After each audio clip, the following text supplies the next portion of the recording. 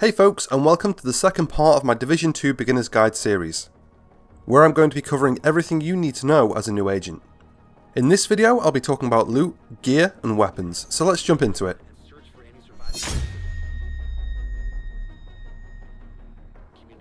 Tom Clancy's The Division 2 is a looter shooter, a genre that combines the mechanics of traditional shooters with the loot gathering and stat mechanics of RPG and MMO style games. This means that the gameplay reflects a normal third-person shooter, however the power of your character is determined by the quality and stats of the gear and weapons he or she is using. In this video I'm going to go over different types of gear and weapons you'll find in The Division 2, as well as the layout of the gear and weapon stats, and at the end of the video I'll give you a few useful tricks and tips to help compare gear and weapons. In The Division 2, like most loot-based games, loot progresses in quality as you level through the game. As the quality of your gear and weapons improve, they gain additional mod slots, die slots, talents, but more on these later into the video. From when you start, the progression of gear through the Division 2 goes grey or worn, green or standard, blue or specialised, purple or superior, gold or high-end, red or exotic. Exotics are rare items with their own unique talents and playstyles. And gear sets. Gear sets have a unique playstyle unlocked by having 4 pieces of the same gear set equipped. High-end, gear set and exotic rarities are the main type of loot you'll be using as you play through the end content of The Division 2. There are many ways to earn loot in The Division 2. It can be dropped by NPCs, earned by completing activities and missions, or looted from containers in the open world or in missions. The quality of loot you pick up depends on your character's current level, but it will improve as you level and progress through the game. You may notice some of what I mentioned in this guide may not apply to some of the gear you have equipped depending on your level, but will unlock as you progress through the game. For example, you won't start to see die slots and talents until you start using blue or specialised gear. So don't worry if you're currently missing a slot or a talent at the moment. But with that, onto the inventory menus. To see your current gear, go to your inventory screen. You can find this by going to your main menu and selecting the inventory tab, or pressing I on PC. This will show you all of your character's currently equipped gear and weapons, as well as some of your current stats. Along the top you'll see a few horizontal menus that you can switch to from your inventory screen. From left to right, you have your apparel menu, where you can change the look and appearance of your character, your inventory screen that we've already seen but I'll talk more about shortly, your contaminated bag. This is where you'll store gear and weapons you collect in the Dark Zones. This is something I'll go into much more in a future beginner's guide discussing the endgame activities of The Division 2. Then you have your resource tab that holds your crafting materials. Then a stats menu that dives much deeper into your character's stats. But for now we'll mainly be focusing on the inventory menu. Starting on the left of this menu, you'll see your character's currently equipped patch. Patches are earned through completing commendations, so you can display your accomplishments for other agents to see. Below that is your clan banner, and below this is your commendation score.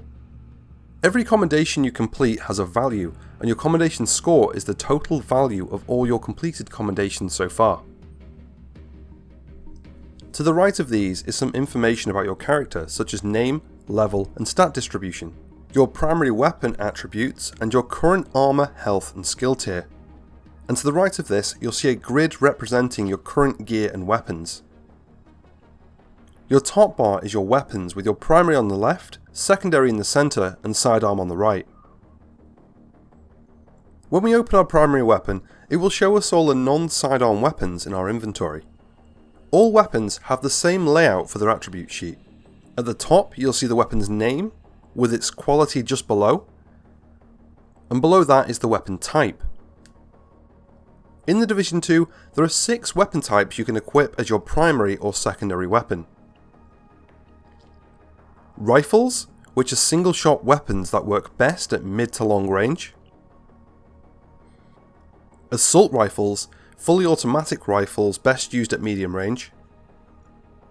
Marksman rifles, long-range single-shot weapons best used with a scope. Shotguns, a close-range weapon that fires multiple pellets for large damage up close. SMGs, high rate of fire weapons with a low range best used up close. And LMGs, large machine guns that work at many ranges with large ammo capacities. LMGs work best when suppressing enemies and forcing them into cover. There are also pistols, but these can be equipped exclusively to sidearms. Under the weapon type, you'll find the weapon's core stats. Its total damage, which is the damage the weapon will do with your current build. Its RPM, which stands for rounds per minute. This indicates how fast the weapon can fire. And the weapon's mag, or magazine size. This is the amount of ammo that is held per magazine. Below the core stats is the weapon's core attributes. Each weapon has 3 core attributes: the damage of that weapon, a second stat unique to the weapon type, for example damage to health for assault rifles or critical hit chance for SMGs, and a third attribute which is a randomly generated attribute. Next we have the weapon's talent. Most talents need to be interacted with in order to receive the bonus, whether it's getting a headshot or reloading your weapon from empty. There's a range of different weapon talents to complement different build types, from damage to skills, and even some that help repair armor. After that you'll see the weapon's handling stats. First there are 2 bars representing accuracy and stability. In the Division 2, accuracy is the amount of reticle bloom the weapon has. So if a weapon has a low accuracy, the spread of the bullets is going to be much wider, and less likely to hit where you're aiming, than a weapon with high accuracy. Stability is how much recoil the weapon has.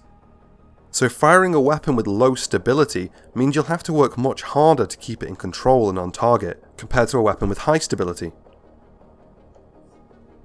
Reload time is how long it takes to reload the weapon in seconds. And below this is a graph showing the weapon's damage drop off over 100 meters. This is to give you an idea of the weapon's optimal range and how best to play it. As the line on the graph drops, so does the damage of that weapon at that range. Under this is the weapon's mod slots. Weapon mods are not items that need to be looted. Once you have unlocked a weapon mod, you can use it as many times as you like, as long as it's in the correct slot. Different weapon types can have different mod slots, from different underbarrel rail lengths or different magazine types. Weapon mods can give a range of extra stats to a weapon, from crit chance or damage to accuracy or stability. Then there's also a die slot to change the look or colour of a weapon. If we go back to the main inventory menu, below the weapons you'll see 6 slots that show your currently equipped gear. In Tom Clancy's The Division 2 there are 6 gear slots: your mask, chest, holster, backpack, gloves and knee pads. By selecting any of these, using the chest as an example, it will show you all of the chest pieces you currently have in your inventory. Like weapons, but with a few exceptions, all gear follows the same layout when you inspect them. Just like with weapons, at the top you'll see the name of the piece of gear, below that's the quality of the gear, and then below that is its armor value. And to the right of this you'll also see the gear's level.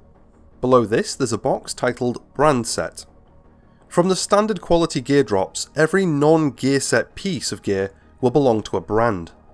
Brands have their own unique stat bonuses depending on how many pieces up to 3 you have equipped. So having 1 piece of a brand will give you the first stat bonus, 2 of the same brand will give you the second bonus, and 3 of the same will unlock all 3. There are 21 different gear brands currently in the Division 2, each leaning towards different playstyles, with some brands giving pure damage increases, some that increase the power of your skills, and others that increase the survivability of your character. Here is a look at all the current brand sets in game on an infographic created by Lil Cooks.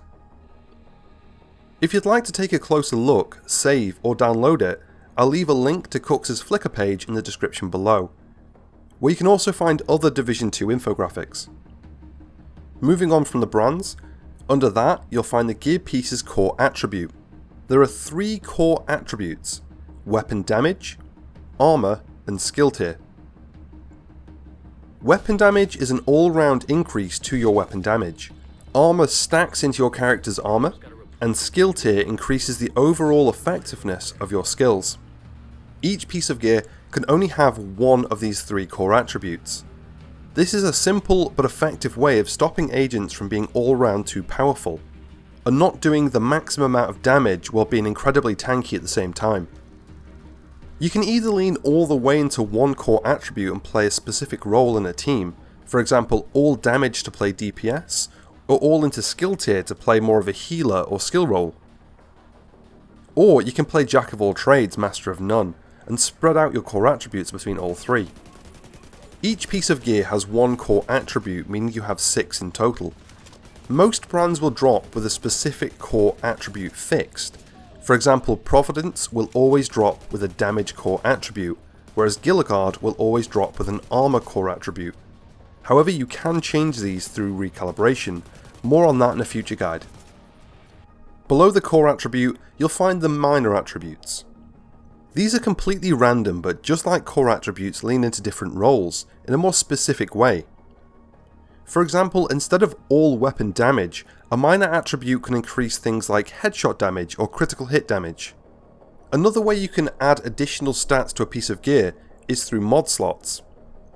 There are 2 types of mod slot: gear mod slots and die slots.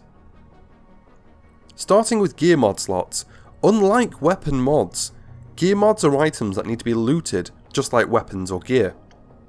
Gear mod slots can be found on your mask, chest and backpack, and like minor attributes, add very specific stat bonuses to your gear.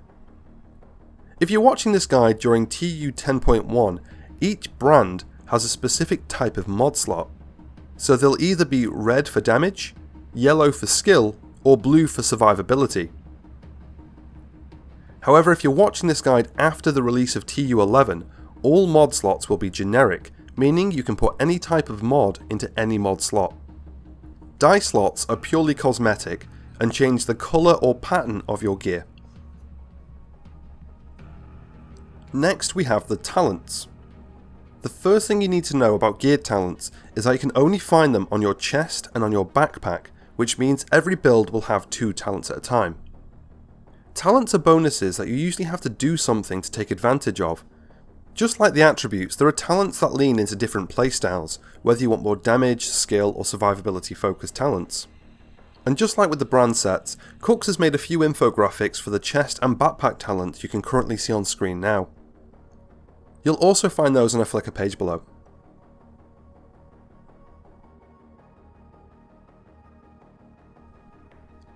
If we back to the main inventory screen again, to the right of your gear you'll see 3 other slots.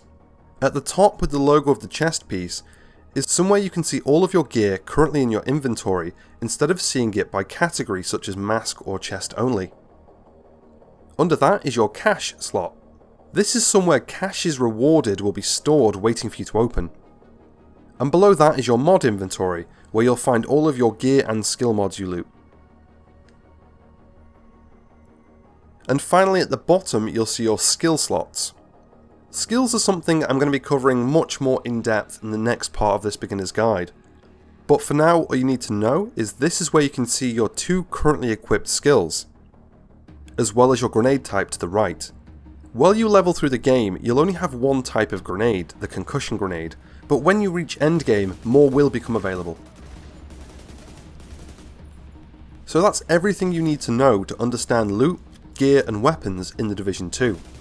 But there are a few tools we have to help us compare loot, understand if we found an upgrade, or save a specific build. First, when you're on your main inventory screen, you can view an item's details by pressing the indicated key or button. This will pop up a new screen to the right, showing you the stats of the currently highlighted item. Next, if you wanted to compare a specific item, say a mask, by selecting your masks, and pressing the indicated key at the bottom of the screen, you can compare two side by side.